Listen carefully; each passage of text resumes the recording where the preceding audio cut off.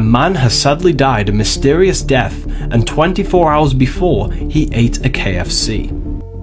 In your mind, you're probably thinking the KFC must have poisoned him and killed him, right? I didn't directly say that. I gave you two pieces of information. Your brain put together the two informations together to create a solution to the problem.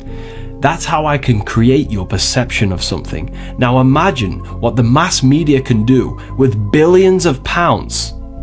They can control who you hate, who you like, who you support, who you don't support, just by giving you two pieces of information, because they know your brain will put it together to create a perception.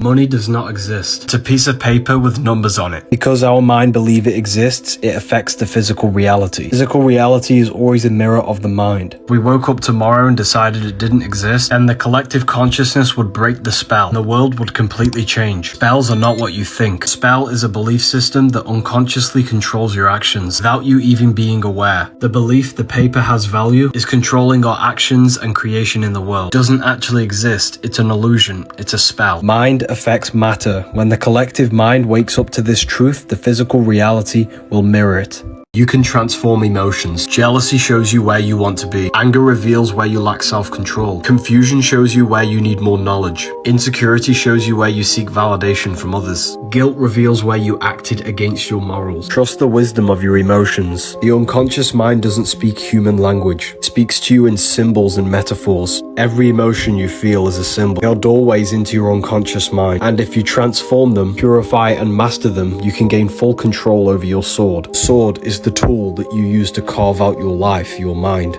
You are the universe. Your brain looks like trees, your veins look like rivers, your face has the Fibonacci, so does your hands, so does your ears, and even your hair. 5 fingers for 5 elements, 5 points on the body for the 5 elements. Your face represents the elements. Jaw is the earth, water goes in the mouth, air goes in the nose, fire goes in the eyes, and spirit is your third eye. The Hebrew letters are your body. Yahweh flipped on its side is your body. Inhale is Yah. Exhale is way. Sulfur bridges in your DNA create the word Yahweh in the Hebrew language. Kabbalah tree is on your hands. The Holy Grail is your neck and head. Your whole body looks like the Kabbalistic tree. 7 energy centers for the 7 planets. The ancients even knew this. You are a sacred being, and it's always been about you. Religion was made to hide this truth, that you are the universe experiencing itself. I don't want you to understand your power over creation.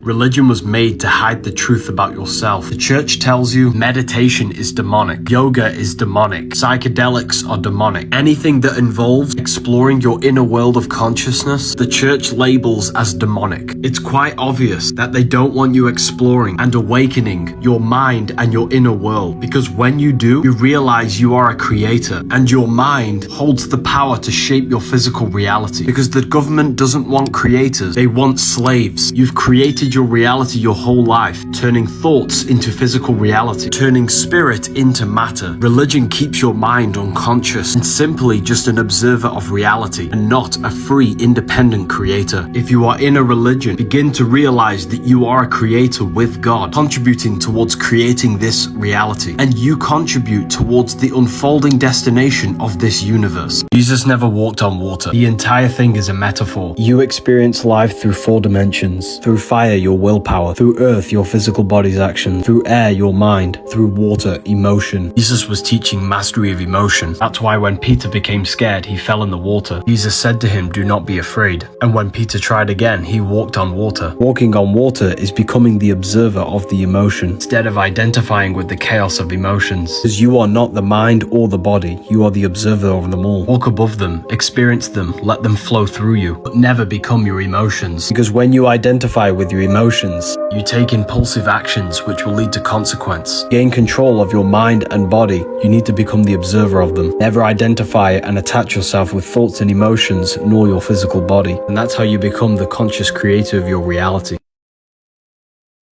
And that's why Adam and Eve in the Garden of Eden represents your consciousness, because the garden represents a whole state you once lived in as a child. As a baby, you were unified. You did not suppress parts of yourself to fit in. You did not perform. You were authentic, connected to your higher awareness, and psychologically whole. So what does eating the apple mean? The apple symbolizes transformation through destruction. Destruction of unity, the birth of duality, a split in your consciousness, a movement into a new state of awareness. Why did they suddenly realize they were naked? Because self-awareness emerged. Just as a child grows, you become conscious of yourself. You see yourself as separate. You begin to observe yourself through the eyes of others. What happens next? Conditioning begins. You suppress aspects of yourself to fit in with society. You create a mask. The psyche divides between who you are and who you think you must be. Leaving the Garden of Eden is not a physical exile. It is a psychological shift from unity consciousness to fragmentation. The real return to Eden is restoring the wholeness and the reunion with your authentic higher mind. I stopped meditating every day. And the reason for that is because I'm already grounded in who I am.